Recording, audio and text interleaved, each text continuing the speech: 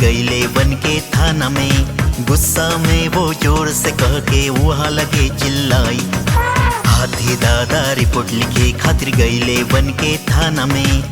गुस्सा में वो जोर से कह के वहाँ लगे चिल्लाई। मंकू बंदर धोती चोर, मंकू बंदर धोती चोर, मंकू बंदर धोती चोर, मंकू बंदर धोती चोर।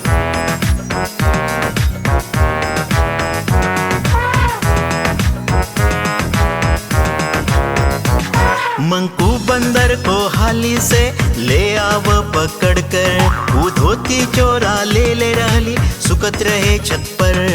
मंकू बंदर को हाली से ले आव पकड़ कर, वो धोती चोरा ले रहली सुकत रहे छत पर।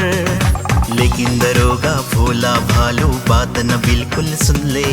हाथी दादा रिपोर्ट लिखे खातिर गईले वन के थाना में। मंकू बंदर धोती चोर, मंकू बंदर धोती चोर, मंकू बंदर धोती चोर, मंकू बंदर धोती चोर।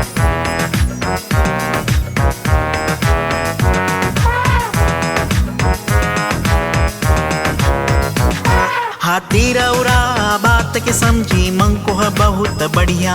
मानत रहले कि सबके सतावेला ऊ चोरी नहीं के कैले।